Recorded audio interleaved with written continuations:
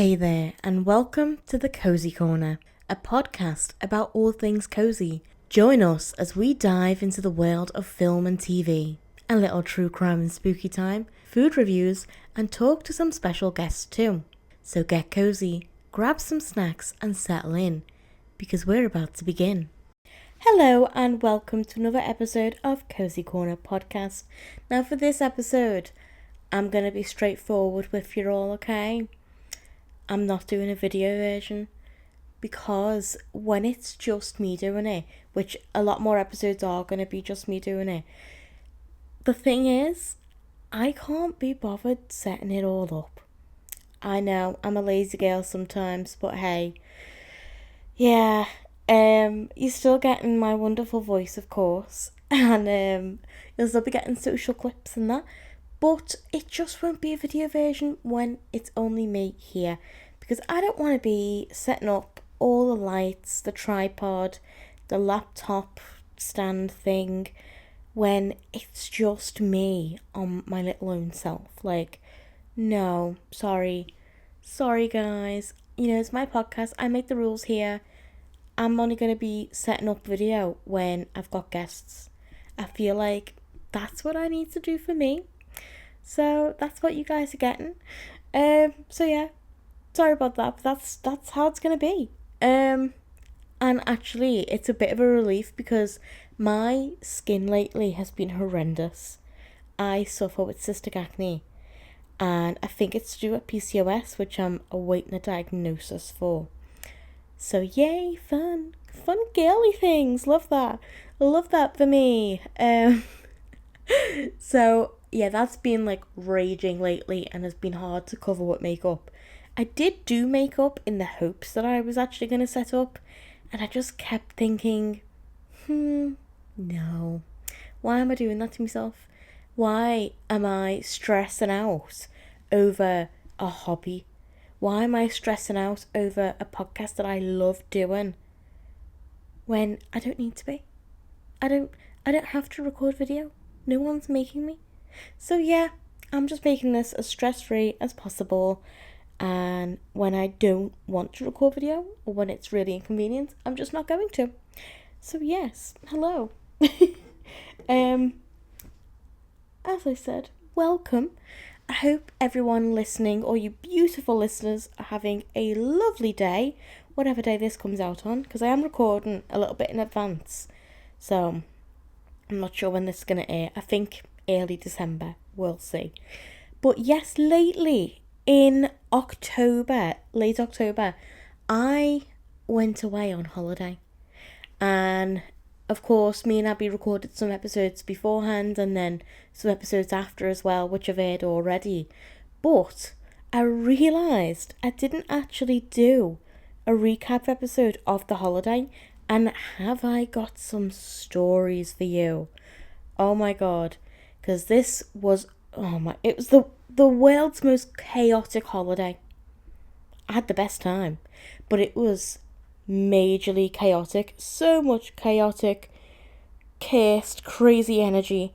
Stuff went wrong. But also I had an absolute ball. So, I thought I'd get into that. Tell you guys what went on, all of the funny stuff, and just have a laugh with that. I feel like that's going to be a really fun episode to do. So, shall we get into it? Before we do, you know what we haven't done for a while on Cosy Corner? We haven't done the cozy check. I feel like we did that and then just abandoned that whole concept. So I'm bringing it back, guys, okay? Let's do a cozy check. Are we feeling cozy? I have got a cozy blanket, check. I'm in the cozy corner, of course, check. I have a nice fizzy drink with me.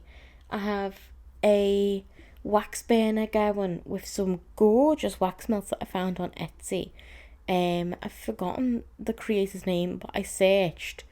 It was like pumpkin shaped wax melts, and then there was also another one, I think by the same person, and she does like what's the film? Practical Magic. She does Practical Magic themed wax melts, and I absolutely love them. I think they're called like Enchanter scents or something. And it is gorgeous. Midnight Margarita scent. Phenomenal. I've got that going. Because I don't know about you guys, but I'm still in an autumn mood. Autumn is my favourite season and I never want it to end. So for me, it's just not going to. I'm just not going to let it end. Until we put up the Christmas decorations. I'm not over autumn. I'm sorry. No, I'm drawing this out as much as I can. So yeah, I've still got autumn decor up. I'm still using my autumn wax melts. I'm just living that cozy life. So check. I'm all cozy. So I hope you are cozy too. And let's dive in. So first things first, bit of backstory. Before going away, we actually cancelled the whole thing. Yeah, we cancelled it because I wasn't well. I don't know if I've actually mentioned on the podcast, but I'm a chronic illness girly. I have like a million different things wrong with me, and yeah, it's a mess. The main thing I have wrong with me is I have myalgic encephalomyelitis, which no is not a Harry Potter spell. I wish that would be a lot more convenient for me, but instead it's a multi-system chronic illness, which I won't get into today because that's a whole other episode. That's another time. I actually do want to go into that properly and like get other people on who also have that illness and talk about it, because it's actually currently one of the world's most misunderstood and under-researched medical conditions to date. And I have it. How wonderful. But it's not wonderful, is it though? No, it's actually really awful. It affects energy levels. It can mean like the more I do, the worse all my symptoms get. I can be in pain most days. I feel not tired, not exhausted. No, I wish. Oh, that would be a holiday in itself. Basically, I feel like I've been hit by a truck 24/7, forced to run a marathon. I've got the flu, and then also, why not just throw me off the edge of a cliff? That's generally how I feel. Sounds a bit dramatic, but actually, that's probably the best way I can describe it for people who don't have it to try to understand. And then, you got to go to work and you got to go about your life, and it's hard. But yeah, I don't just have that though. And of course, what I've mentioned there, it's not just those symptoms. There's a lot more, but I'm not going to dive into that properly. It also means for me specifically, because ME can be very different for different people. I have it mild, which I'm very lucky, unlucky, but lucky that it's mild and not severe. But for me, it affects my immune system as well, and it means that I can get sicker more often with normal people illnesses like cold and COVID and stuff like that. And then it lasts a lot longer, and I'm not talking like a week longer. Oh, no. I'm talking like 3 months longer. So like if I have a cold, I generally have that for about 3 months. I will have a cold, and then I'll have that for about 2-3 weeks. Then I will have lingering symptoms, which usually develops into a chest infection. And then once that clears up, probably with antibiotics or some sort of medical intervention, then it just lingers. And ever since October 2020, when I first had COVID, I've still got a bit of a cough from that. So yeah, that's just a general observation of my health right now. Love that. So that's some backstory. So on top of my normal illnesses, because I also have hypothyroidism as well, and IBS, why not throw that in? And general anxiety disorder, because, we love that. We just love to have, multiple different illnesses all at once. That's what everyone wants, isn't it? See, sarcasm helps me deal with it, You gotta laugh or you're just gonna cry, aren't you? So, as I was saying, then, during, like, as we were, like, packing and all that, getting ready, I started to realise, oh, I'm not just my normal level of sick at the moment. No, I think I've got like a really bad cold. Oh no, and I'm going away in less than a week. And I know what's about to come. So I have a cold. It means all of my symptoms from my other illnesses get a million times worse, and I become like incapacitated, very unwell. And I know I've got a holiday in less than a week. So yeah, that was not good. And then I also ended up having oral thrush as well, which I've only had once in my life when I was very, very unwell before I got diagnosed with ME. So I was like, something's going on with my immune system. What's happening? I don't like this. Like, I was getting worried, I was getting scared, because why have I got two different things going on? Then something weird went on with my eye as well. My left eye swelled up. It was really red. It was itchy. There was goop coming out of it. I thought that's got to be conjunctivitis. Weirdly, that cleared up in 24 hours. Not a clue what went on there. And yeah, I just felt like generally, horrendous. And I went to the doctors. They weren't really that bothered. Didn't really take it seriously. Like, you're fine, whatever, go home. So they did give me stuff for the thrush though, but that was kind of it. And I tried explaining like, well, I have ME and I'm supposed to be going on holiday. I don't really know what to do. I don't want to cancel it, but I want to go, but I'm not well. Oh, help me! Am I okay? Is everything all right? And yeah, they were just like, no, you're fine.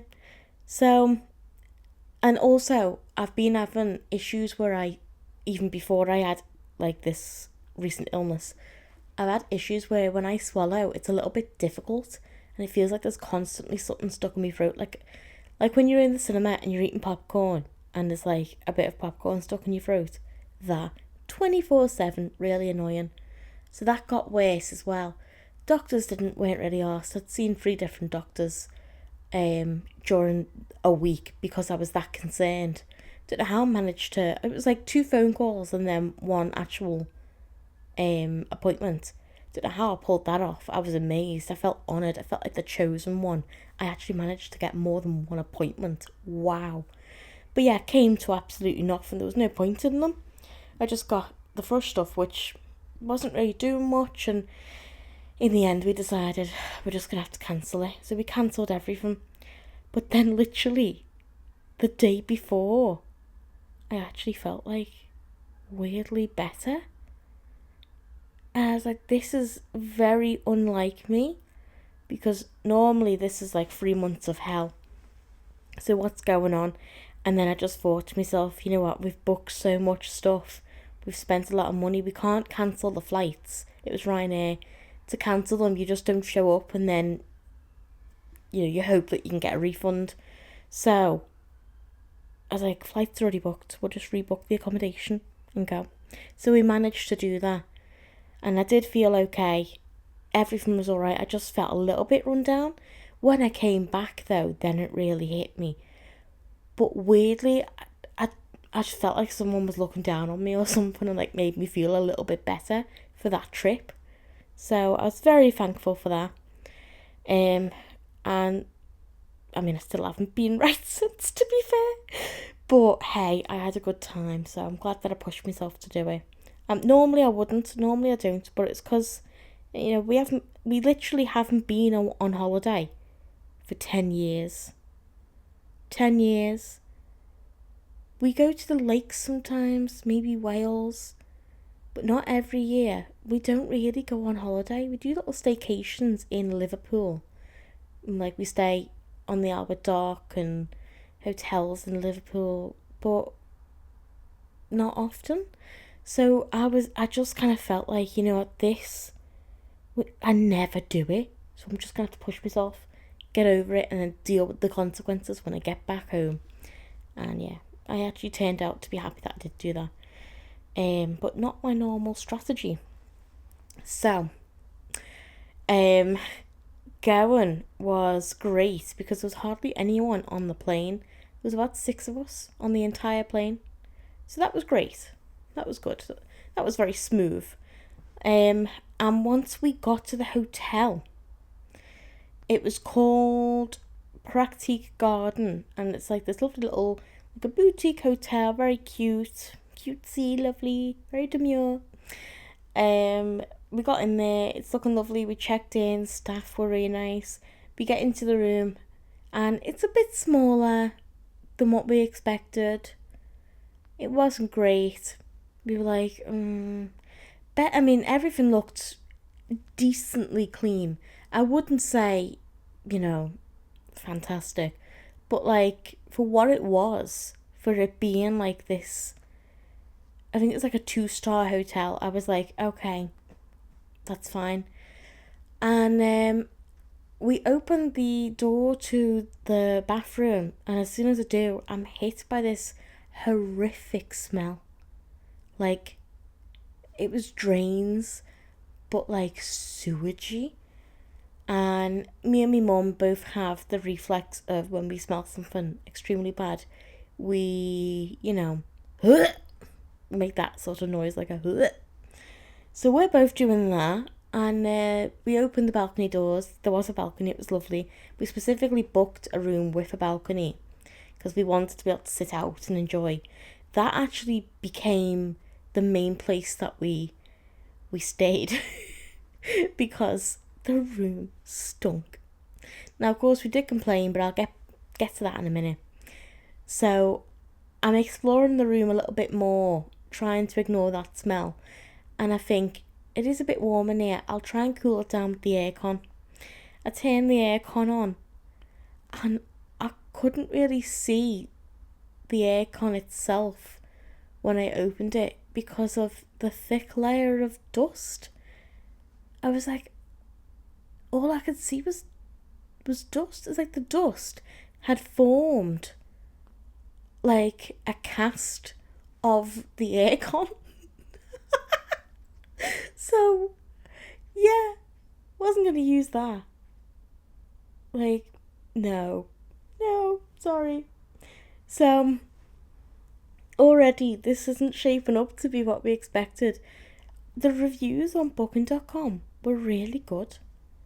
That's why I booked this place, because it promised to be like an authentic experience. It was definitely authentic, alright, but it was supposed to be this authentic hotel in the centre of Ejample in Barcelona, and it it's supposed to like offer just, I can't explain it, but like a cute authentic experience. But no it stunk, and it was not the cleanest. So then we were like, okay, how can we fix this situation? Surely, maybe if we like flush a few times, run the sink, maybe that'll get better. No. Oh no, that made it 10 times worse. So as soon as you run the sink, it just creates a horrendous stench. And the sink seemed to be the main issue, and the toilet was like the second issue. We did not even didn't use the shower. God, no. That did not look like it was compatible with human life. So I wasn't going to go there. And we decided, right, no matter what, we're not staying here another night. We'll stay tonight because we're absolutely exhausted and we cannot lug ourselves to another hotel right now. We'll stay tonight and we're going somewhere else because this was horrendous. So we try and make do. I end up being absolutely desperate, bursting for the loo. Luckily, although I do have IBS, I was taking medication to stop me from going as soon as we figured out this was not a viable option for a toilet. And I was like, okay, I need to wee though. I desperately need to wee. So I had to go in, try to hold my breath as much as I could. And I peed as quick as I could. And as soon as I came out, like, oh my God, absolutely like balking from the smell. But this whole experience, keep in mind, we're like exhausted. We've been travelling, although like it's only like 2.5 hours. For me mum, planes are very stressful. And I'm not well. I'm already not getting much sleep. So we're both like a bit out of it. Tired, done in. We just want to sleep. And I don't know how to explain this other than like everything was hilarious. because of how tired we were. So right now, like, thinking back, I'm like, it's not even that funny. But in the moment, that was the funniest thing on the planet. So me coming out that toilet almost throwing up, like, sent us over the edge. Like, we were just laughing, cackling away on that balcony. My mum needed the toilet, and every time she went in, opened the balcony door, she'd start barking, had to come back out, almost peeing herself, because she couldn't go in. And then she was like, we need to figure out another way. She's like, I can't go in there. Oh, it was bad. And the worst thing was, I don't know, this seemed to be like a popular style within Barcelona. I don't know why. But the bathroom doors never sealed all the way around properly. They had hinges, but then all around where the door should connect with the wall, there was a gap all the way around. Why? Who would want that? Because then whatever goes on in the toilet, the smell does not stay in the toilet because there's a gap. There's a gap. So obviously, anytime someone went to the toilet and flushed, it made the smell worse. If you used the sink, it made the smell worse. And another really bad thing, the sink wasn't in the bathroom, it was outside the bathroom, next to it. So even if you use the sink in the bathroom and then hope for the best that it would stay in there, no, it's in your bedroom. So that was some MS anyway. But yeah, we ended up using sanitizer gel instead of the sink a lot of the time because it was just that bad. So that smell was horrific, and it was constantly leaking into the room. Oh, it was vile. So we stayed on that balcony really, and it was lovely. To be fair, that balcony, the view was just, it was perfect for what we wanted. It was a big balcony. It was a nice view of like a courtyard and some like Spanish apartments and that. And like we weren't after like landmark views, and that just didn't really interest us that much. We kind of just wanted like authentic kind of local views, so like we were fine with that. And the courtyard was gorgeous. It had lovely fairy lights, and we stayed out on that balcony until 4 a.m. because we didn't want to go to bed because it stunk in there, and like the bed was infused with the stench, so we just didn't want to go in. So we're sitting on the balcony, we'd been eating snacks all evening, we'd gone out, had something to eat of course, and come back, and many of the restaurants that we've been to were lovely. We went to, I think it's like Anita Flow, I think it was called, in Ejempla, and that was gorgeous, lovely Spanish food. We had some pumpkin, I don't know how you say it, not croquet, that's a game, croquettes, something like that. They were delicious. It was like pumpkin and then some sort of cheese. Oh, amazing. I still think about them now. So, that made the evening passable. Like, that was a highlight, let's say that. Went back to the room, held our breath until we get out on the balcony. Come in, get changed in pyjamas, back out again on the balcony, and we just sat out there, and it was like a lovely kind of heat, and it was just very relaxing. I specifically packed a really nice cardigan. I've actually got one on now, but not the same colour. And it was like a cream cardigan that I got from Matalan. And I was like, this is my balcony cardi. And I got that out the case and I put it on, and we sat out and we just enjoyed looking at the stars and the patio, and we could hear like people bringing their washing in and talking on their own little balconies and that, and it was just very serene, very nice. That we enjoyed that from that hotel. What we didn't quite enjoy were the neighbours.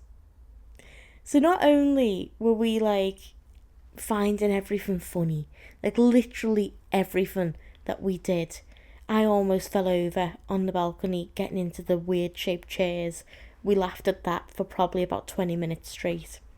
And then the chairs also had a hole in it, like the design had a hole in it on purpose, and I kept passing wind because I needed the toilet quite a bit. I'm not ashamed to say it. This podcast is a safe space. I'm an IBS girly, as you already know from earlier. So keeping it all in, something had to come out. And then because there was a hole in it and we didn't notice it, when I stood up, my mum said to me, I thought you farted a hole in the chair. And again, that just sent us over the edge. We're laughing then constantly. After a bit though, we calmed down and we're just sitting enjoying the lovely cool breeze in the warm night air. And then we start to hear our neighbours next door. This repetitive, light banging noise that just got louder and louder and louder. And we had some other follow-up noises that were suggestive of some adult nighttime activities, shall we say. And this went on for quite a bit until we realised what was actually happening. And the wall to our that backed onto their room must have been very, very thin, because that was shaking that wall and we could hear everything. So I'm sat on the balcony and me and my mum, we are wondering what this noise is, and then at the same time it clicks for us what it actually is. And that realisation of what was occurring right next to us, the horror, the sheer horror. So me and my mum lock eyes and we're like, oh, they're having sex next door. And they're very loud about it. Very loud. Okay. Right then. What do we... Okay. So I'm just sat there with my mum, my mother, the woman who birthed me. I'm just there with her while two people are going at it next door. And it didn't stop there. So they did. But then later on, while we're trying to get some semblance of sleep in this stanky ass room, our heads are under the covers trying to breathe some kind of clean air, which, could not be found. And it's quite a small room. We're very close together. Our faces are almost touching. We hear it again. And my mum was like, where did you bring me? And I'm like, I don't know. Oh God, no. All the reviews said this was a great place. It said it was a brilliant find. It was perfect. Had everything you want. It's like, oh no. What have I done? So, yeah, they're going at it again. And then I was like, Mum, I've got a plan. She was like, what? So I was like, I'm going to get up, open our door and close it loudly. And just hope that signals to them to shut up.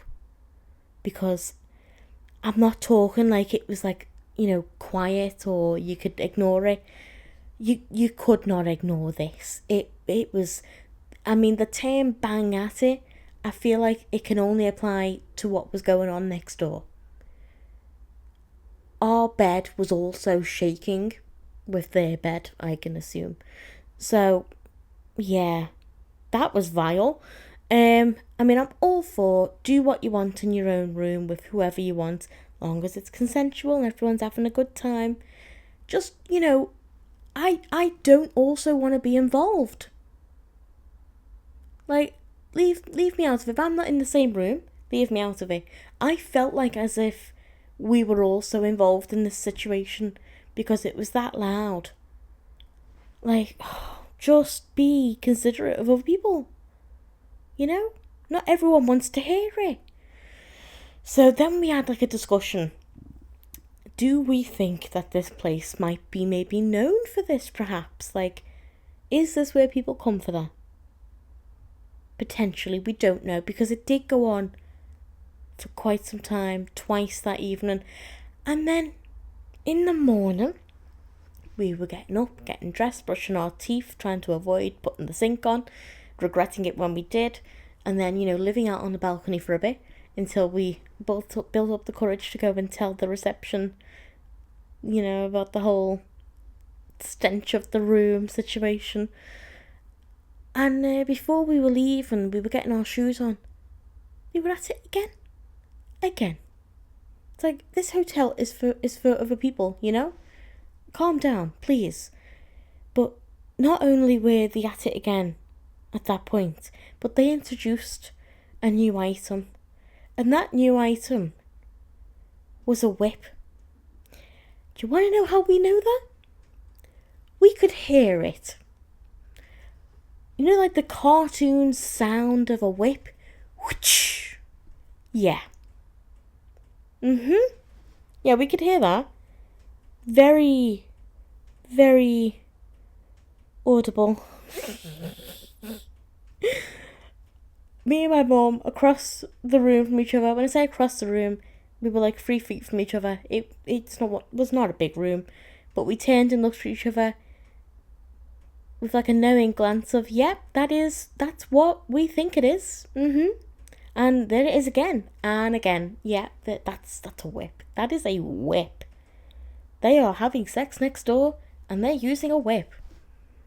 Yeah, that happened. That's a thing that just happened while we're on a mother-daughter holiday.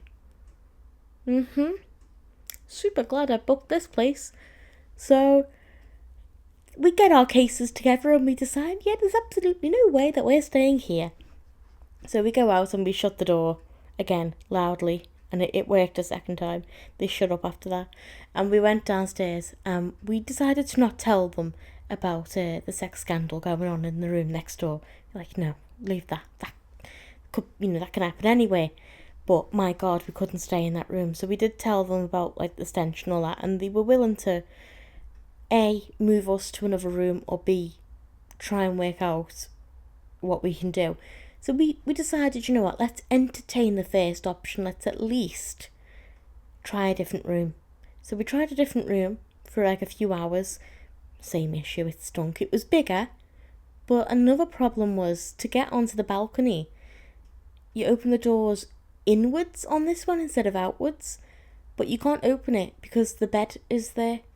The door physically could not open. We had to move the bed to get out onto the balcony. So that was very impractical, and considering the place was called Pratique Garden, it was not practique. There was no practicality about that at all. So yeah, getting out on the balcony was difficult, especially for 2 plus-size women. My goodness, that was a challenge. But you know what, we did it because we had to escape the stench yet again. It stunk. And we decided, right, we're not using the toilets or anything like that because we just can't. It's too stinky. No. So we're out sitting on the balcony and we decided to use this time because we need to make it look like we've tried. So we spend about an hour and a half, maybe 2 hours in that room trying to make it look like we're, considering, we might stay here. We already knew after 10 minutes being in there, we're not staying. So we were looking for other hotels, and we'd already picked somewhere then. Well, we had 2 places in mind, and I was like, I can easily book when we check out. So we went downstairs, but as we get down there, there's a queue of people all with the same complaint as us. The rooms stink. And it's, from what we got, people were saying, oh yeah, they're going to transfer to other hotels. Like, apparently it's to do with the rainfall. But this particular area in Emilie, where we were, was really, stinky. So, yeah, Pratique Garden was hit really hard by that. So, you know what, I don't blame them, they're suffering with something there that can't really be helped. There is other stuff that they could do to try and help it. I mean, when we were in the second room, the guy did come up with us again to see if he could try to minimise the smell with chemical stuff. And we gave it an hour and it just didn't do anything. And then that's why we decided then to check out. We went down again and then we seen all these people with the same complaint.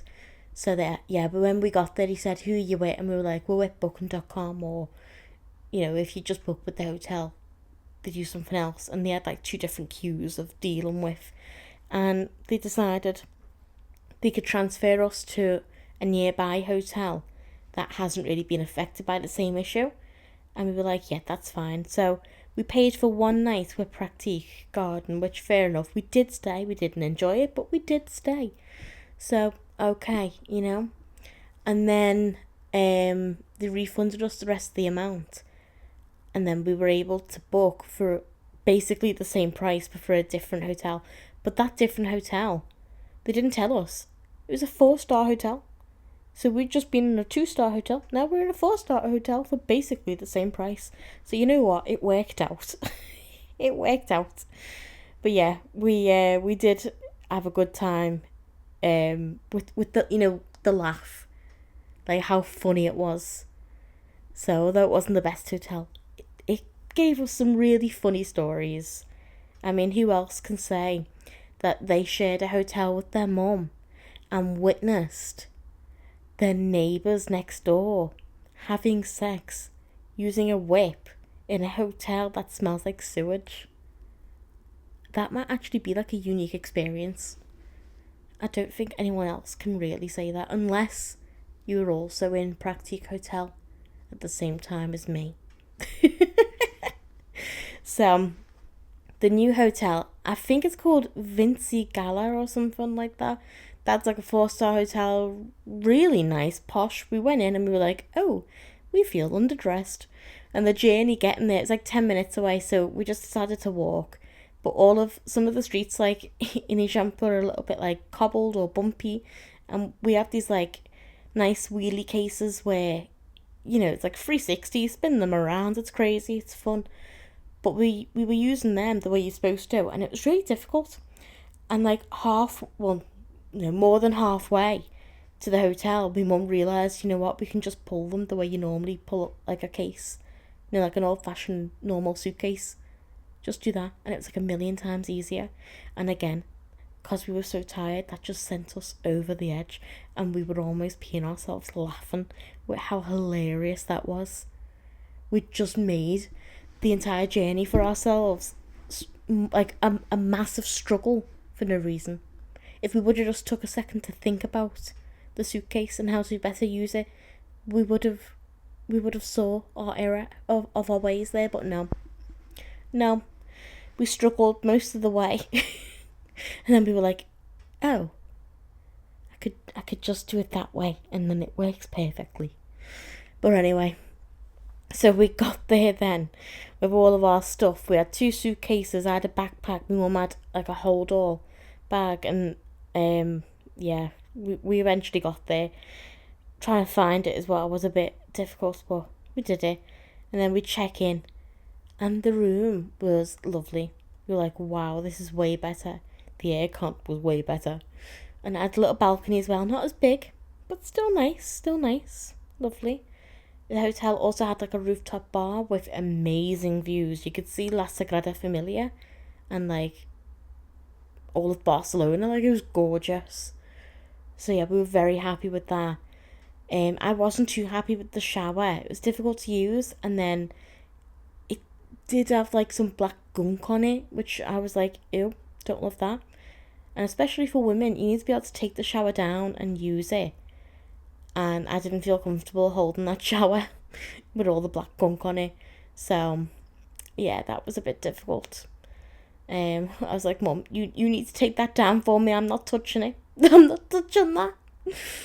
I'm fussy with showers. It needs to be like really clean. Otherwise, I don't feel clean then. Is anyone else like that? Like, maybe I'm a weirdo, I don't know. But I need the shower to be clean for me to be clean. I feel like that makes sense. So I didn't love the shower, but everything else was perfect. It was lovely. It was really, really nice hotel. Beds were quite comfortable, I would say. The ones in Pratique were not comfortable. That was like worse than a table. I don't know what is harder than a table, but definitely that bed was. So yeah, this was a massive improvement, and yeah, we were dead happy. We were like, we are set. So we've been out and explored a bit and all that. Found a lovely church with loads of birds in, and lovely water fountain. And we just like explored, strolled around and all that, and had something to eat somewhere. And yeah, it was just lovely. So then we go back, and it's the evening time. We're sat out on the balcony, looking at the stars again, and it was just very peaceful. Until we hear a familiar, repetitive sound. Yep. Our neighbours are having sex. Now, when we looked up this hotel after we were like transferred, I was like, oh, this looks nice, this looks fancy, and it did say soundproofed rooms. So we thought, well, then we're in the clear, aren't we? We're not going to be hearing any more of that. Oh no, we did. And our bedroom wall again was like shaking. And all I could think is, what is the likelihood that our neighbours may have also complained, and those very neighbours were also transferred and are now our neighbours again in this hotel? It's like, I hope they didn't bring the whip. Oh my god, are they even there again? Oh, it was a nightmare. So yeah, but my mum didn't get onto it because it sounded a bit different from the last time. She went, oh, what's that noise? It sounds like a heartbeat, like ba-bum, ba-bum, ba-bum, ba-bum, ba-bum, ba-bum, ba-bum, ba-bum, ba-bum. And then, you hear like a female voice. She's kind of suggesting that she's enjoying what's going on, and a male voice kind of replying with grunts. And then she got onto it. Then she went, oh my god, not again. It's like, yep. That's happening again. So we're sitting there then just like, oh my god, what do we do? This is horrendous. And it went on for like 15 minutes or so. And then they come out onto their balcony, which is adjoined to our balcony. It's separated by a partition, like a wall, but like it's kind of like glass, but you can't see through it. So we could not see them, but you can kind of see a bit of a shadow. Like that foggy glass, but like extremely foggy, where you can barely even see an outline of a person. So then they're sat on the balcony, and we have for some reason decided that we're going to pretend that we don't exist on this balcony. So I was mid-opening a sweet packet. No, not anymore. I'm frozen. We don't want to let them know that we've just heard them have sex. So now we're just like, oh, we're just frozen in this moment then. Just sat there frozen, and we like look at each other, and we just burst out laughing then, like full on like snorting laughing, and we have to go inside.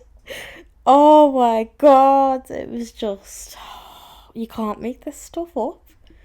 So we recovered from that and had a good night's sleep there, and it, you know what, we did feel better there. That was nicer.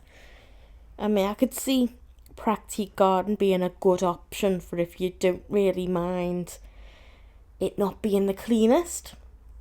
And, if you do go when it's a rainy season, you're not too bothered about smell. But my god, I don't know how someone could ignore that. It was bad. And of course, if you don't mind noisy neighbours. Although, funnily enough, outside, like, that location, you could hear a pin drop. It was so quiet, and I think that's why the neighbours sounded so loud. And then 10 minutes away, round the corner, like, it was a little bit busier, a bit noisier. There was, like, more cars in there, but we were backed onto a courtyard area again. So it was a little bit quieter, but there was still more people about. So, pros and cons, but yeah. So that was the hotel story. So now I'm going to go through some things that we did. One of the nicest things I think we did was we visited Casa Batlló, I think it's called. Either Batillo or Batlló, I don't know how you say it. But that was gorgeous. That's obviously by Gaudi, a very famous artist, architect, like, amazing stuff. basically, I think he's built like so many buildings in Barcelona. He's like built Barcelona, it looks like to me. But yeah, the amount of stuff he's done there is amazing. And it's just phenomenal. The gothic, crazy, kooky, weird architecture. It's fantastic. I don't know how he's done it. It's crazy, but yeah, that was fun to explore.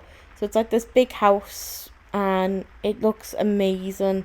It's lovely lit up. We went in the evening, and you get like an audio guided tour, and you get to go through and hear all about it and hear what inspired him and all that.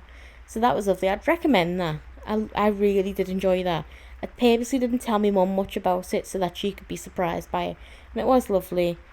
And we were on the rooftop as well, and that was enjoyable, seeing the view from there and the lovely lights and all that.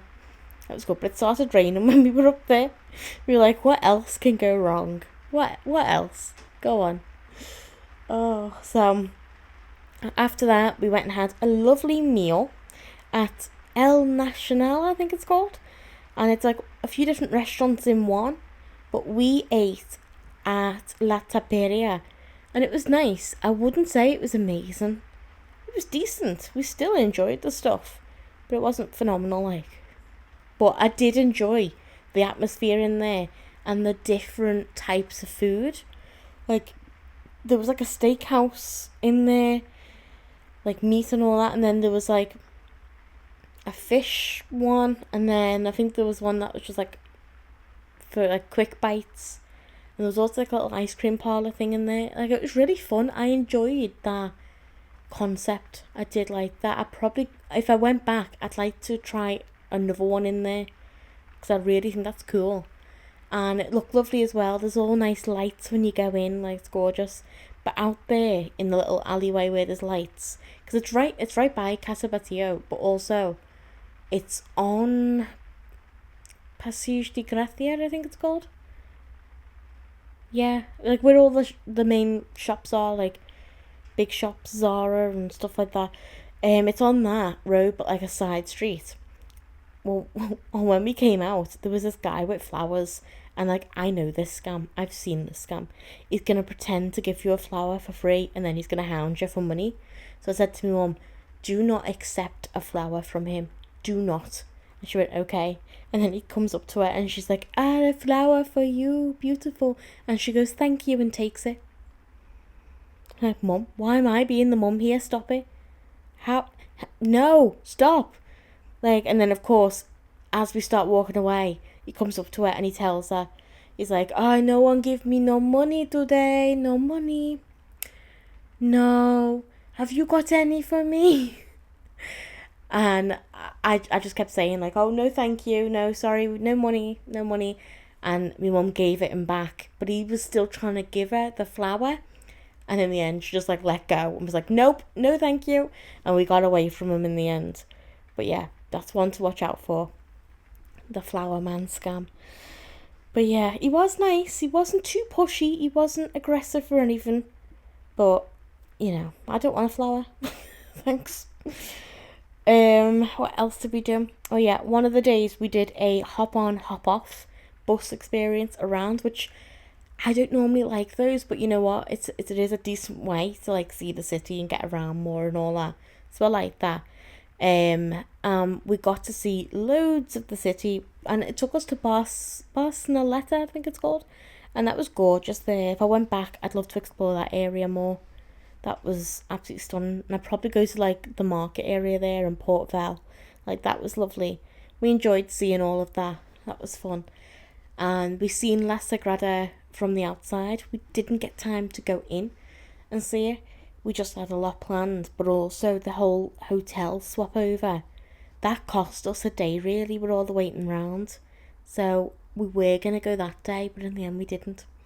So that was a pain. But we did enjoy seeing it from the outside and the cool architecture.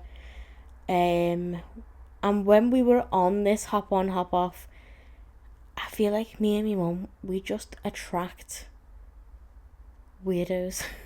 We just have something about us where we just attract them wherever we go.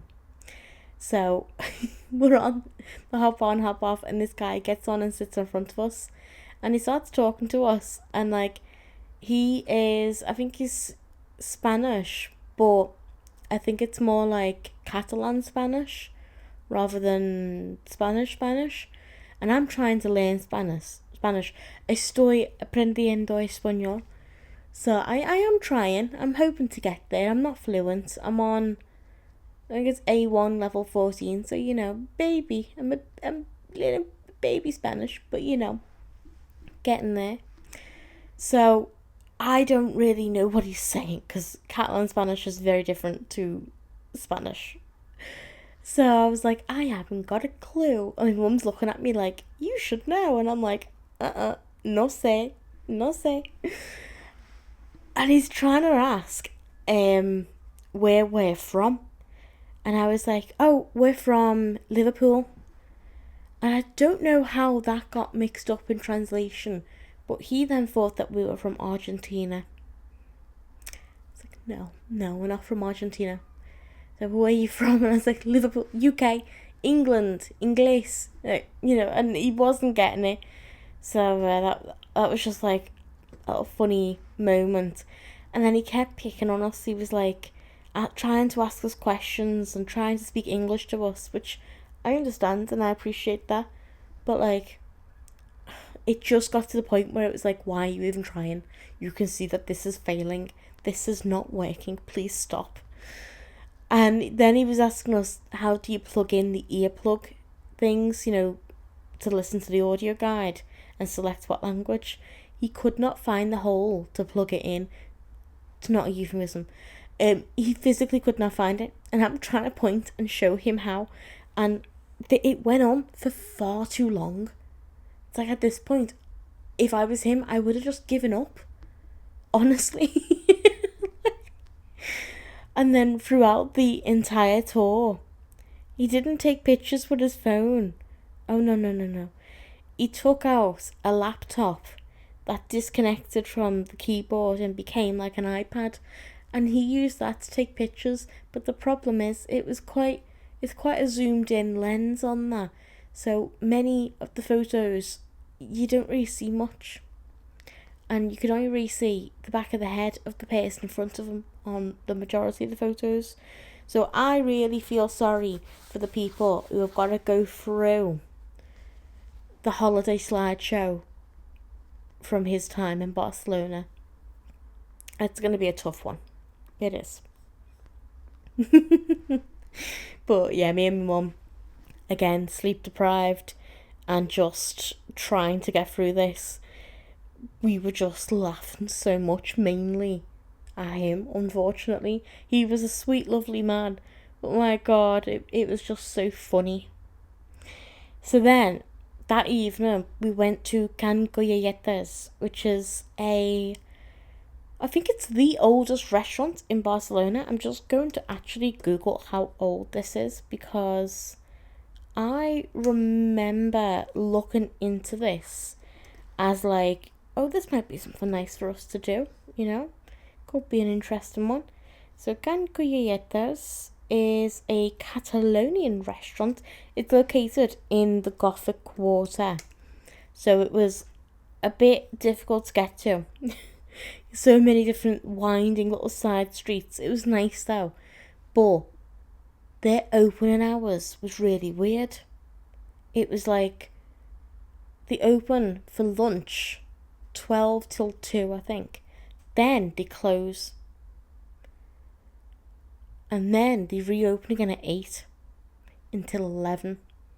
And that's it. Every day. So yeah. Trying to get a reservation. I booked for exactly 8 because that was the earliest that they opened. So we were in the Gothic Quarter and like, I don't know why I didn't think of this, but I was like, I didn't realise. But yeah, it's dark. It's dark now. And we're in the Gothic Quarter where it's known for being a little bit dodgy sometimes. Great. Fantastic plan, Emilie. So it opened in 1786. Yeah. So I think it's the oldest restaurant in Barcelona. Second oldest in Spain. Wow, okay. Yeah, I think it translates to home of the little spoons, because it's believed that the restaurant was the first in Barcelona to use metal spoons.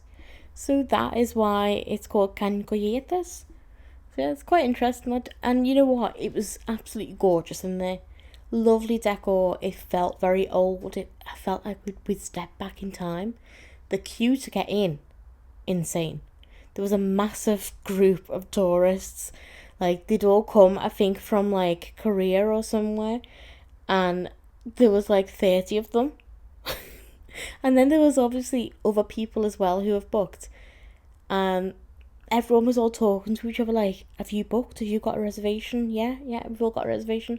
So even if you've booked, you then still have to queue, obviously, because there's still a queue to actually get in. So we all had to line up and wait for them to actually open the restaurant. And then we did get in, and it was gorgeous in there. The paintings, everything was phenomenal. And then there's all these images. There were both drawings and photographs of famous people who have dined there. And to be fair, I didn't recognise any of them. But I love that. I think it's cool. It literally adorned every part of the wall, all the way around, like one section of the wall, all the way around the restaurant. There wasn't like a wall that didn't have a photo of a famous person. So it was a very well travelled restaurant. You know, people came from everywhere to try it. And there's been so many celebrities that have eaten there. So I love that. I think that's really cool. I think that's a great detail to have. But I have to say, the service there was no bueno. It was it left something to be desired, definitely. Any request was just shot down. Like, I remember before I went, I saw that they did a chorizo and chicken paella. I've been looking forward to this. This was like, honestly, main reason I was going to Spain, because I wanted to try paella, and I wanted to try it in Cangoyetes, because they're well known for their paella. And I was like, well in, like, yes, let's eat this. Got there, looked at the menu. There was no chorizo and chicken paella. There was seafood paella, and that was it. I'm allergic to seafood. I'm allergic to specifically shellfish. What am I going to do? What am I going to do? This is going to be our only chance to really try paella, because we've booked other places for food that we really want to try. So this was the paella. This was the opportunity for that. What do I do? Like, and I thought, I don't want to ask for like a substitution, and like, plus this is, you know, like a Catalan restaurant. This is old. This is Gothic Quarter. They're not going to be wanting to do substitutions. So I didn't want to ask. But then I thought, no, I'm going to have to, because when else are we going to try paella? So then I did ask, and I was very polite. I am not a Karen. I am very polite.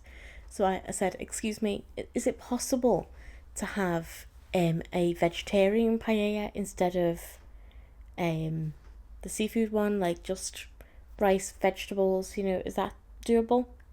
And she just looked at me as if I'd just murdered a dog in front of her. Like, as if I'd just took her puppy and murdered it. And she went, no. I was like, oh, okay. Okay then. We'll need a few more minutes. And she went, oh, and then walked away. And I was like, okay, could be nicer. You know, you could also say, oh no, I'm so sorry, that's not going to be possible. If you'd like, I can suggest other things that I think you might be interested in. Something like that, you know. Just a simple, oh no, I'm so sorry. Even that would suffice. But no, it's just no. And the way she said it was like she was telling me off for being naughty. So I just want paella. I just want paella. Oh, I'm so sorry. Like, but she looked at me like I'd done something horrific. So I was feeling like just like thrown off then at that point. And I'm like, well, I don't know what to get. I ended up getting this Catalan chicken, which it wasn't great. It was nice, but like there was hardly any chicken on the bone, and it didn't really come with anything. There was like caramelized apricots, and I think like 4 little slices of a potato. That was kind of it. My mum got lamb, which was better than mine, admittedly. But yeah, it didn't really come with much. I think she got a few more potatoes than me. But like, not any veg really. I think we ordered like a salad. Oh, and we did ask. There was like a goat's cheese and walnut salad, but it came with tomatoes. So we asked, is it possible to not have tomatoes? Sin tomate, you know? And she went, no, it comes with what it comes. Okay, just won't go for that then. So yeah, then we ordered some kind of, it was like vegetable salad sort of thing, which was nice. That was decent, but like, yeah, not very welcoming, not very hospitable, I will say. And I asked for, do they have Coca-Cola with no sugar? And she was like, no, we just have Coca-Cola. Okay, just take water then, thanks. I didn't want to have to sit there and go through, well, what do you have that is a soft drink that doesn't have sugar? I'm trying to avoid sugar where I can. Sorry. Oh, she was just like, she looked like she didn't want to be there. She looked pissed off. She looked like she couldn't be arsed. But you know what? Looking around the restaurant, it was busy. It was heaving. There was not a spare seat. It's a very popular restaurant. So it seemed like they don't need to be nice. I think that was the attitude. We don't need to be nice here. It felt like being at Karen's Diner. Like, honestly, I feel like I've never been to one properly. Went to a pop-up in Liverpool, but it wasn't like proper Karen's Diner. It was just like a little pop-up that was there for like a day or something. And it was a bit of a mess anyway. It didn't really go to plan. So like, I feel like I've been to a proper restaurant though. That was a Karen's Diner. It was Karen's Diner undercover. Oh, it was a nightmare. And there was this lovely couple who were from California. I think they were like Asian American from California. And they were going on a cruise, but they were in Barcelona for like 2 days. So they came here. And the husband was a sweetheart. He printed off an itinerary of what to do. And he printed off the menu for the restaurant. I don't know why he did that and why he brought it, but I found that adorable. And then he printed off as well like the itinerary of what they were doing, and she asked him like, so what are we doing tomorrow then, what's on the plan? And he got out like this book, like a novella of like what they're doing. I found that adorable.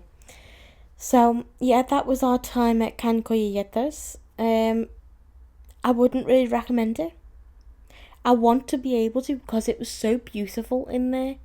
It's stunning to visit. Maybe it's better for lunch. It might be one to try for lunch. I think that would probably be best. Maybe the paella that I wanted might have been on the lunch menu. I don't know, but like, I just felt like maybe evening times, maybe they're rushed and they can't really be bothered to be nice to people then. But yeah, it wasn't great. Then the next day we visited La Rambla, of course. You go to Barcelona, you gotta visit that at least once. We walked along there while there was a parade for Dia de los Muertos, Day of the Dead. And that was really interesting to see. So there is a Mexican Latina community in Barcelona that does celebrate Day of the Dead.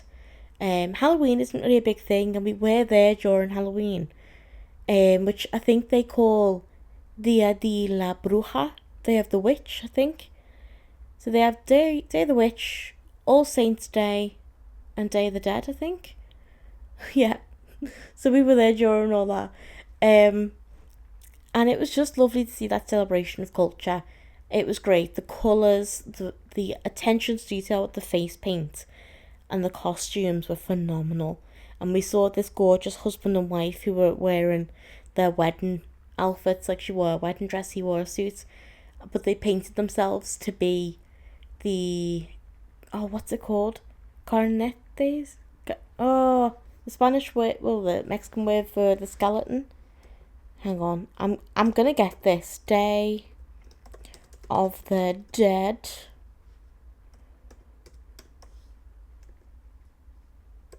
Because it's gonna do my head in if I don't get the word. Day of the Dead, skeletons, or skull. It might be skull.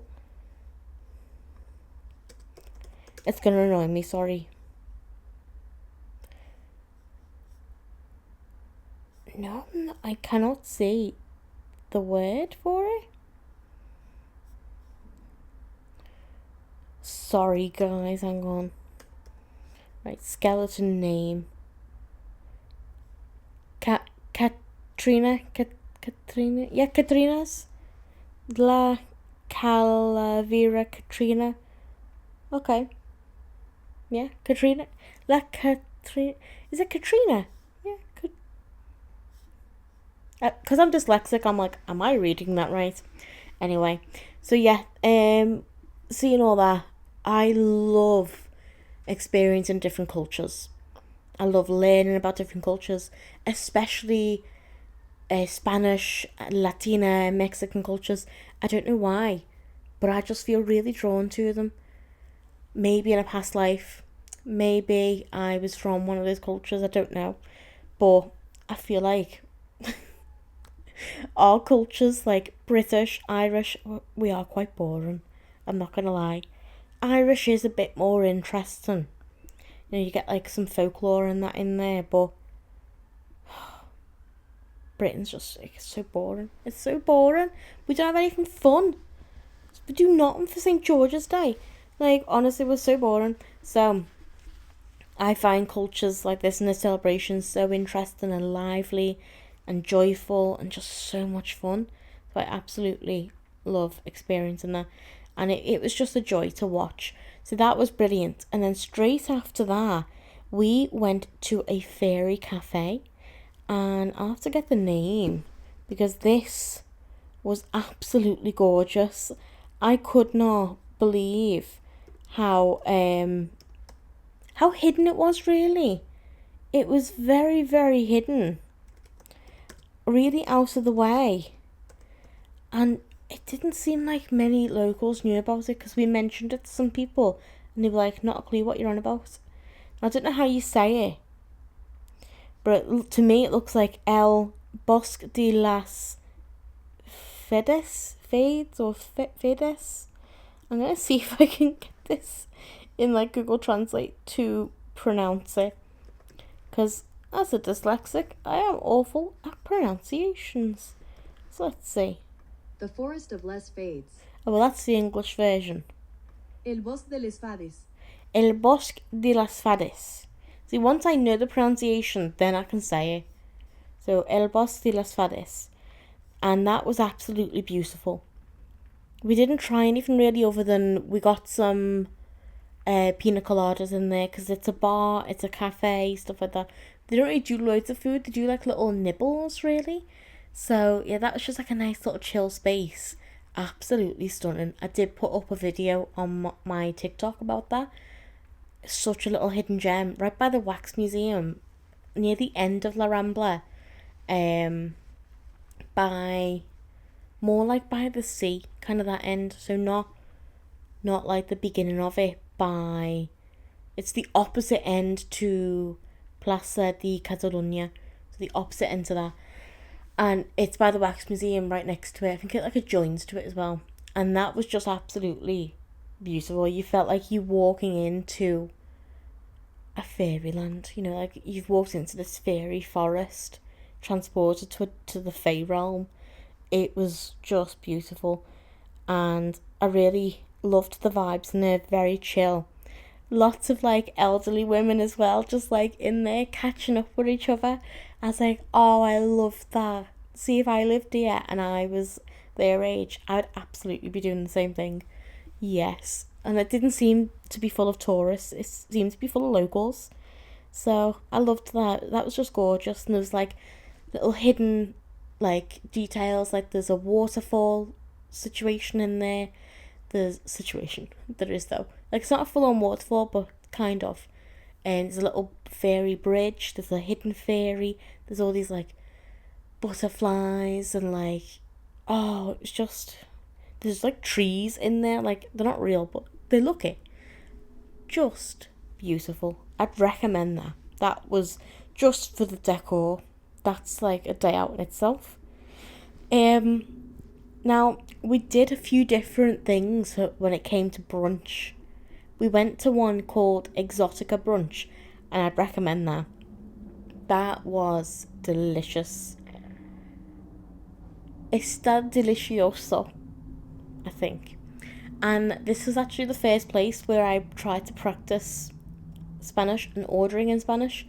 And in the queue outside, because there was a queue, it was very popular. In the queue outside, I was trying to prepare in my head what to say. And I was thinking, okay, you need to just ask for a table for two. Let's break that down. Una para mesa dos personas. I think that's correct. I checked it with Google Translate. And I was like, okay, yeah, una para mesa dos personas, por favor. And okay, yeah, I've got that. Una para mesa dos personas, por favor. I'm like repeating it in my head because I'm terrified. I have not spoke Spanish to a Spanish person. So I'm like, I want to do this right. I don't want to mess up. I was like so nervous. So he comes over and I'm ready to go. I've got it in my head. I know exactly what to say. And he ruins it. He says to me, would you like a table for two? And I'm like, oh my God, you've just ruined it. You took away my moment to shine. How dare you? So I just said, yes, thank you. I just panicked, you know. It's like, oh, I don't know how to reply now. I wasn't prepared for this situation. I wasn't prepared to reply to his question of, would you like a table for two? So I had to completely reframe everything. Like, okay, how else can I try and speak Spanish? What about ordering?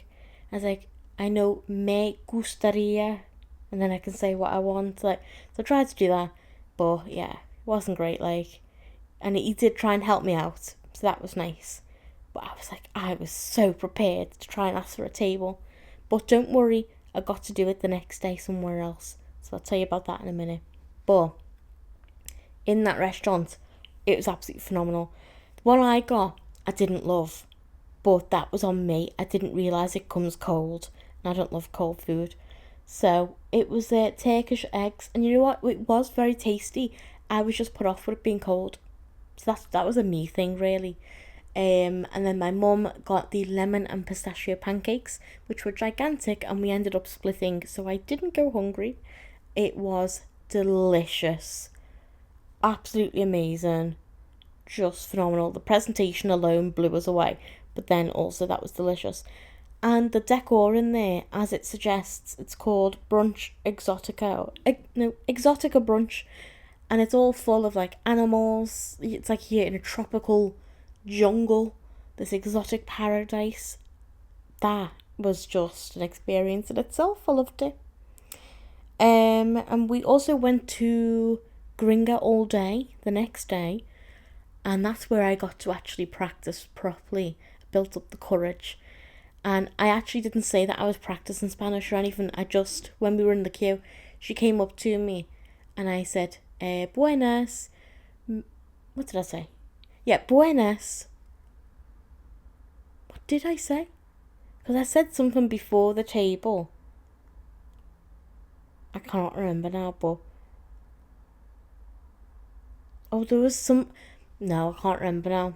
I did say something else to her first, before I asked for the table in Spanish. And then she replied with something... I could only pick out a few words, but I was able to work out from context that she meant, if you'd like to sit outside, yeah, you can have a table. If not, it'll be a few minutes wait. And then I panicked and went, vale, and just like stood there. So then eventually I realised, oh, we need to follow her, go outside. So then we did get a table outside and all that, and then I explained to her, oh, I'm actually learning Spanish. Is it okay if I practice with you? And she was lovely. She ended up saying, she went, oh, sí, está bien. you practice Spanish, I will practice sitting down. So she pulled out a chair, sat down, and said to me, go on, practice Spanish. It's like, oh, okay, no pressure.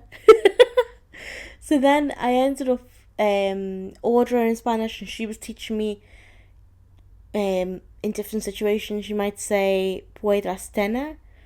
Me gustaría is more common to say. You can also say, quiero, blah, blah, blah. Like, there's a few different ways to say it, which I was like, oh my god, wow, that's so helpful, because all I knew was pueda tener and me gustaría. And she said another one which is more like, can you gift me this thing? Like, it opened my mind, do you know what I mean? Like, speaking to a native speaker. So that was really cool. That was lovely of her. And then I told her my name, and I asked her name and all that in Spanish, and like, she really played along with it all, and she was so excited to help, and that was just so lovely. Most people, like, everyone was just so willing to try and help with speaking Spanish, and I loved that, because some places you go to, the attitude can be like, don't even bother, you know, like, just speak English, and they'll just speak English to you because they're annoyed. They're like, no, can't be arsed with that.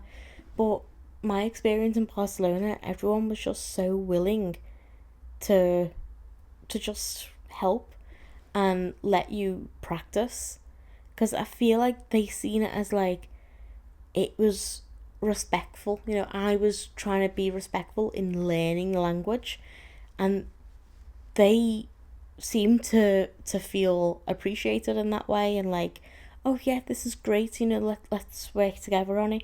So that was lovely. That just felt like a lovely environment, and I felt safe to mess up as well. Like, they're not gonna shout at me. Do you know what I mean? Like, and I did mess up as well a few times, especially with that woman, and she would correct me, and she was like, because I kept saying me gustaría, and she went, no, me, it's me gustaría. I was like, oh, okay, because it looks like me. It's like M-I, I think, so it's like me, you know. To me, that looks like me. She went, no, it's me gustaría. And I was like, okay, thank you. Like, noted, because I want to get this right. So that was very helpful. She asked us, what could she get us to drink and all that, and I picked up. I was like, oh, I know that word. Yes, drink. Okay. And then she asked, no más, and I was like, oh, she's asking, like, is that it? You know, any more? So, yeah, that was like the first time I realised I think I actually know a bit more Spanish than what I thought I did. It's like, because I picked up on many words, and then I was able to put it into context and work out from that what she was asking. So I was made up with that. Because I know it's going to take a long time for me to be fluent, because I am dyslexic AF, and this stuff doesn't really stick in my brain very well. So it's going to be a long road, but it was good to see that I actually knew a bit more than what I thought, and I could get along more than what I thought. So that was surprising, and, you know, made me feel quite good. It's like, I actually had a bit of a conversation in Spanish, and then going, I said to her, hasta luego, and she went, oh, I see you do speak Spanish. She's like, all along, you've been tricking me. I was like, oh yeah, definitely, yeah. Not like I looked up how to say see you later on Google Translate 5 seconds before I said it. Definitely not. Oh, so yeah, that was lovely. She was a lovely person. And after that, we explored a bit more of the Gothic Quarter, went to the Gothic Market. I picked up some nice earrings there, and I was able to ask in Spanish as well, even though that's more of like a Catalan area, but I still wanted to try and practice. So I asked, ¿cuánto cuesta?, which I believe is, how much is this? And she told me it was €4, and I was like, yes, I'll take that. So that was a nice little interaction. And then on our last day, we didn't really have anywhere booked for like tea time. We were just kind of like exploring, and eventually we found this lovely little place called Renee's, I think. Renee or Renee's, something like that. And it was like this quaint little place, looked very unique, looked just like, I don't know how to explain it, unique really. I think it's Jose Rene, and it looked like a bit expensive. I was like, you know what, it's our last night, let's do it. Let's just go in, and if we like the look of it, then we'll stay. So we did go in, and it was lovely vibes. It was great, and it was expensive, but you know what, that was worth it. I feel like that was one of our best meals. It was absolutely delicious. What did I get? Can't know if I. Oh, I got the duck. I got duck, which came with some sort of like roasted fruit situation, and chips as well. And we also got some baked bites of camembert with a blueberry jam, and they were divine. Oh my god. My mum also got some lamb, I think, as well, and she said that was delicious. And we got a baked Spanish cheesecake for dessert, which was yummy. But you know what stood out the most? The waiters. Again, 10 out of 10, lovely. They helped me practice Spanish, and they said to me, in this situation, because it's like a fancier restaurant, and like, well, they didn't say fancier, but you know, it's like a more formal restaurant is what they said.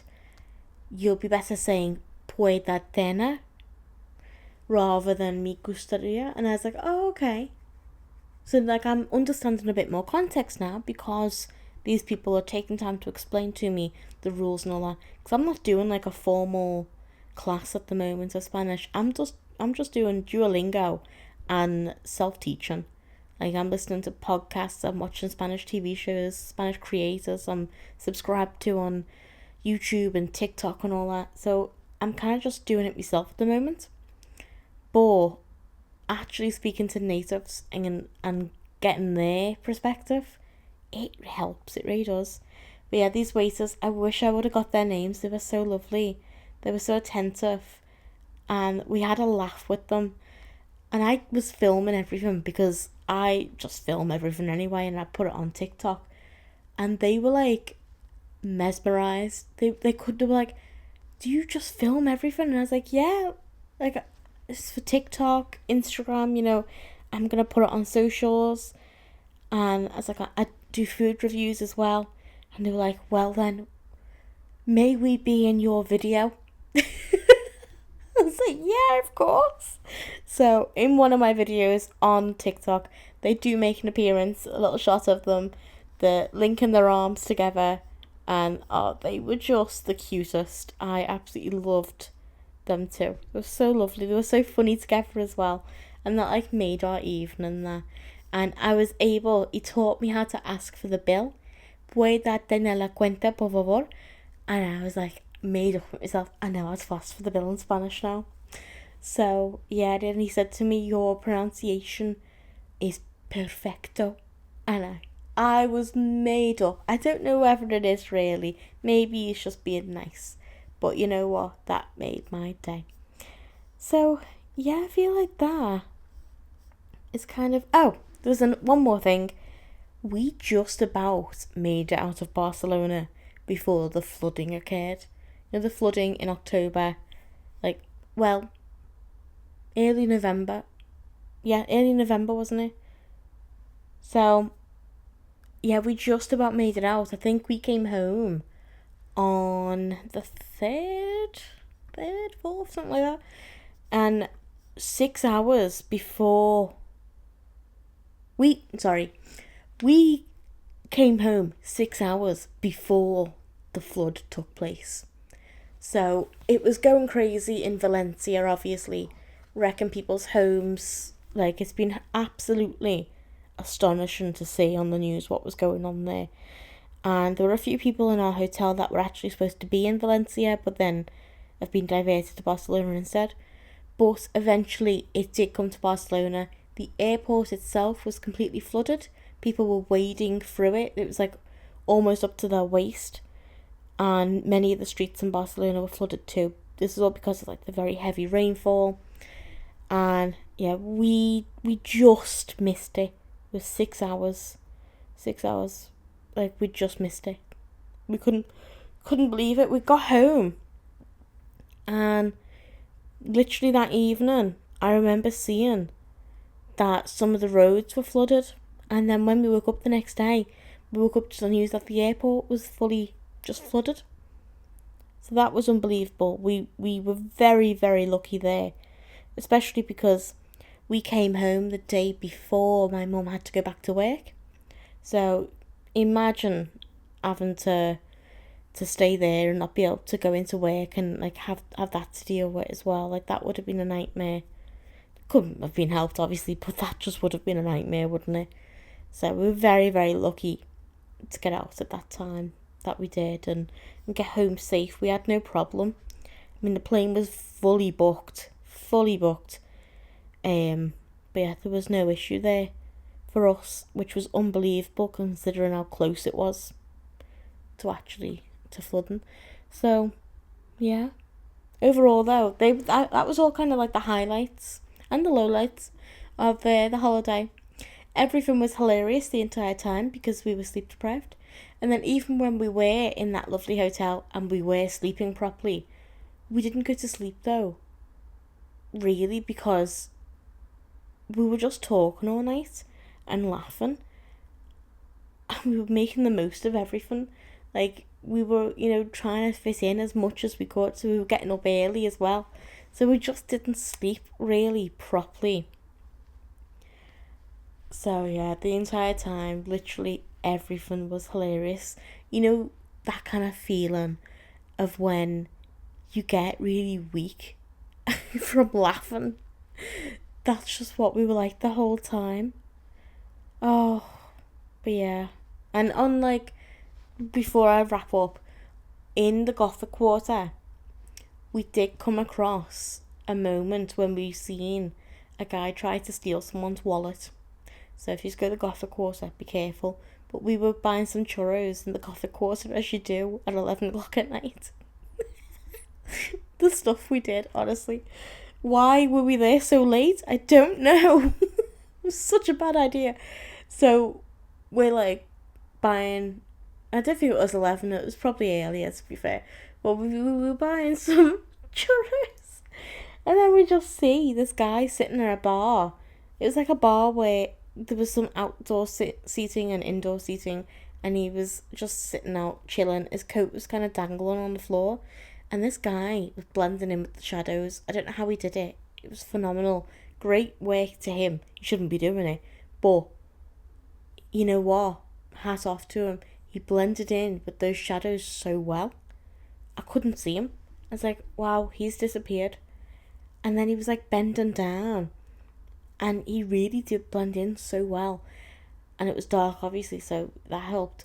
And then he was just rooting around in this guy's pocket. And he did get out with a wallet, but there was nothing in it, so he put it back. And then my mum shouted over, hey! And obviously, then the party who were being robbed noticed. And he didn't get away with, robbing anything then. So that was lucky. We helped there. But, yeah, it did feel a bit dodgy in that area.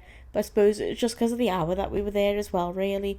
And then on La Rambla, we did spot a guy who looked like he was casing the joint, but looking at us, sort of thing. Are they a target? We could see that definitely happening. And we ended up going into a shop to avoid him. So that worked out for us in the end. And there was a moment when, this was during the parade as well. So this was in the day when we were on La Rambla.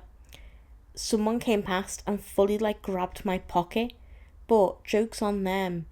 My phone was wrapped around my wrist with a wrist thing. I don't know what you call it. A wrist strap. It was attached to that, and then I put it in my jacket pocket, and my hand was also over my phone as well. But you could not tell I had a phone in my pocket. It just looked like I had my hand in my pocket. So he grabbed my pocket, but must not have clocked that my hand was in there. So essentially, he just grabbed my hand from the outside of my pocket.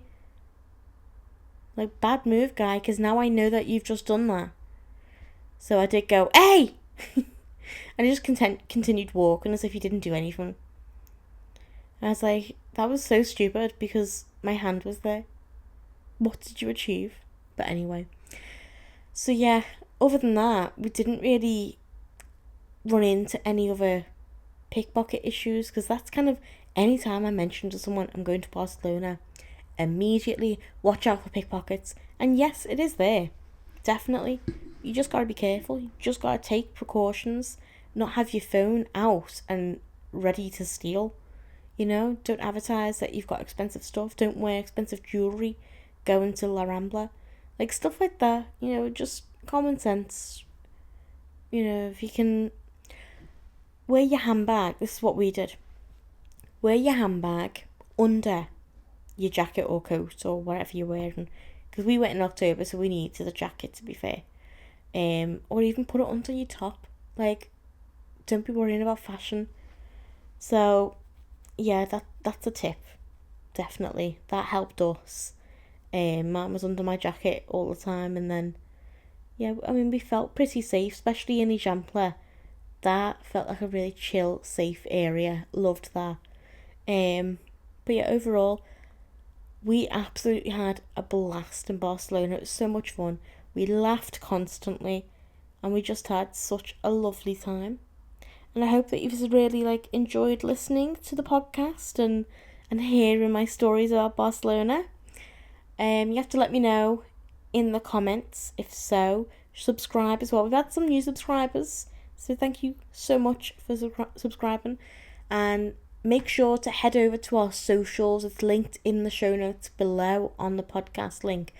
And if you can follow us on any of those socials, all of them preferably, because that massively helps us as well.